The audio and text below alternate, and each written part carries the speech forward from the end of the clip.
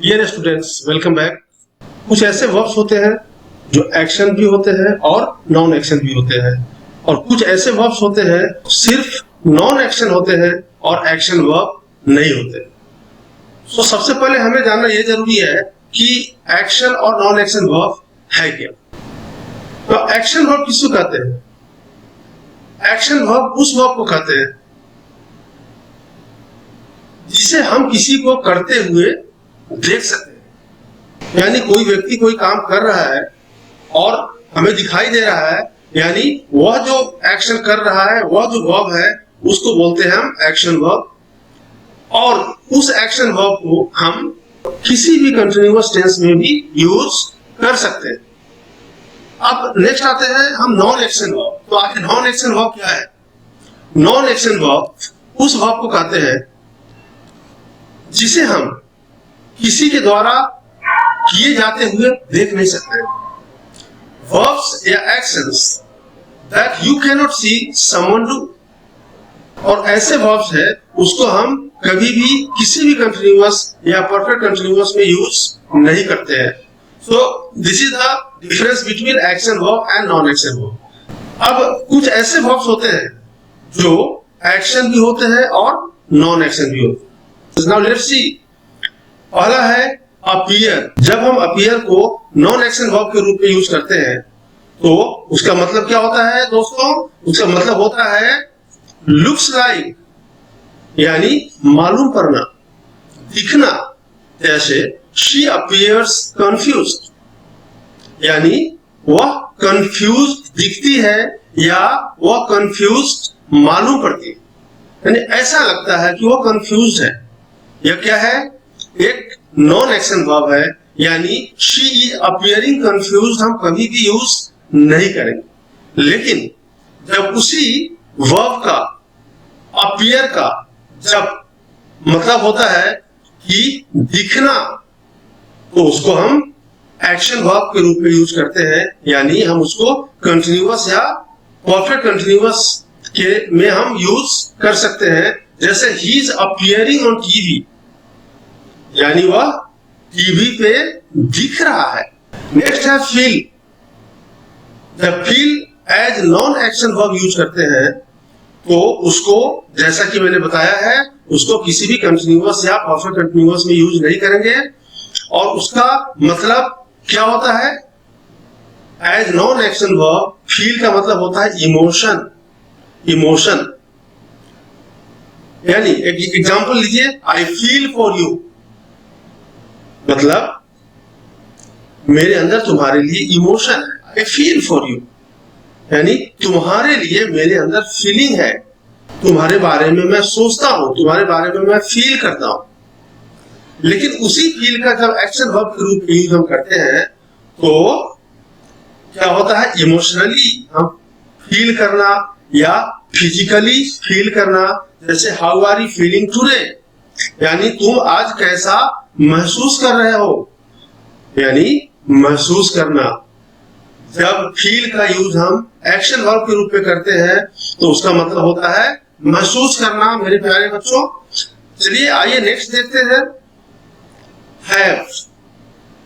Have का use जब हम पोजेशन के लिए करते हैं, पोजेशन मतलब किसी चीज पर अधिकार रखना, किसी चीज पे स्वामित्व रखना, यानी किसी चीज किसी के पास होना, कोई भी चीज किसी के पास होना, यानी पोजेशन, यानी पोजेस करना। वहां पर हम हैव को यूज करते हैं तो वह हैव होता है non action verb which can not be used in present continuous, past continuous और future continuous. So I have a car, मतलब मेरे पास एक कार है, यानी मैं एक कार पोजेस करता हूं।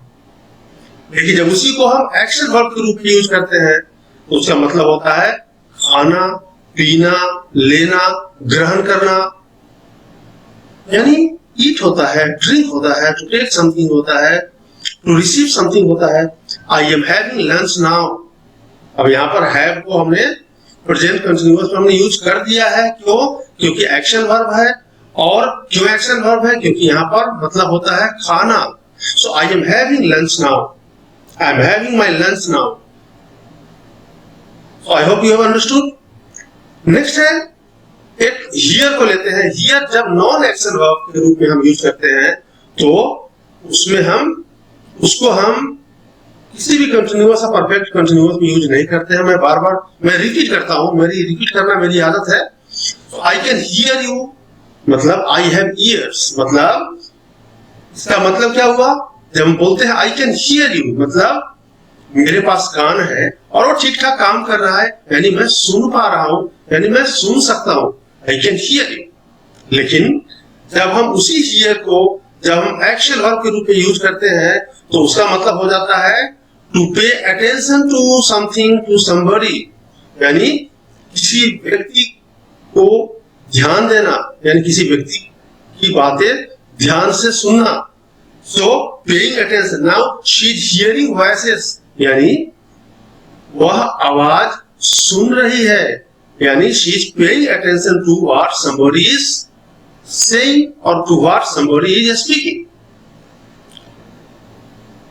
नेक्स्ट बच्चों, लुक। लुक का मतलब क्या होता है? दिखना। लुक का मतलब कभी भी देखना नहीं होता है। लुक का मतलब होता है प्यारे बच्चों, क्या होता है? लुक का मतलब होता है दिखना। देखना कभी भी नहीं होता है। जब देखना के लिए हम यूज करते हैं तो दैट बिकम्स अ फ्रेज। क्या मतलब? It means look at. Look at का मतलब होता है देखना और लुक का मतलब होता है दिखना। सो लुक का मतलब जब मालूम पड़ना, अपीयर होना, दिखना होता है तो हम क्या यूज करेंगे? उसको हम नॉन एक्शन वर्ब के रूप में यूज करेंगे। और क्या होगा? इट लुक्स इम्पॉसिबल होता है, यह असंभव मालूम पड़ता है। पर दूसरे तरफ जब हम उसी लुक को एक्शन वर्ब के रूप में यूज करते हैं तो क्या होगा? शी इज लुकिंग, यहाँ एट यहाँ आ गया है, he is looking at me, इसका मतलब होता है स्टेयर। स्टेयर मतलब घूरना, किसी के ऊपर घूर कर देखना होगा लुक एट। वो मेरे ऊपर देख रहा है, he is looking at me, मैं किसी के ऊपर देख रहा हूं, I am looking at somebody.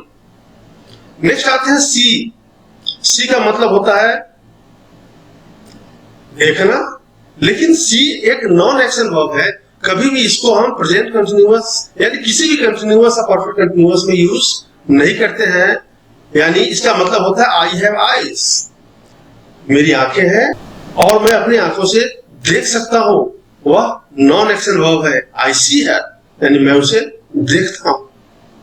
लेकिन जब उस सी का यूज हम एक एक्शन वर्ब के रूप में करते हैं, उसका मतलब होता है विजिटिंग, यानी he is seeing the doctor, और डॉक्टर का विजिट कर रहा है।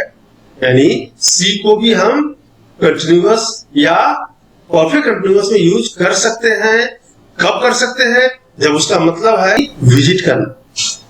नेक्स्ट आते हैं बच्चों स्मेल। जब स्मेल का मतलब सुगंध देना अगर होता है या दुर्गंध देना होता है तो वह एक नॉन एक्शन वर्ब है। उसको हमेशा हम किसी भी टेंस में यूज करेंगे, लेकिन उसे हम कभी भी प्रेजेंट कंटिन्यूअस में यूज नहीं करेंगे। द कॉफी स्मेल्स गुड, यानी कॉफी अच्छा सुगंध देती है। लेकिन जब उस स्मेल का मतलब सुगंध लेना होता है, सुगंध लेना होता है तो क्या बन जाता है? वो एक एक्शन वर्ब बन जाता है। यानी एग्जांपल है I am smelling the flower, यानी मैं फ्लावर सूंघ रहा हूं, यानी I am sniffing the flower, यानी मैं फ्लावर का खुशबू ले रहा हूं। नेक्स्ट आते हैं टेस्ट। यह भी एक एक्शन वर्ब है, एक नॉन एक्शन वर्ब है। जब हम एक नॉन एक्शन वर्ब के रूप में हम यूज करते हैं टेस्ट को, तो इसका क्या मतलब होता है? फ्लेवर देना, टेस्ट देना। कॉफी टेस्ट गुड, यानी कॉफी अच्छा टेस्ट देता है। लेकिन जब उसी टेस्ट का मतलब टेस्ट लेना हो गया तो एक एक्शन वर्ब है। उसको हम किसी भी टेंस में यूज कर सकते हैं और कंटिन्यूअस और परफेक्ट कंटिन्यूअस में भी हम उसको यूज कर सकते हैं।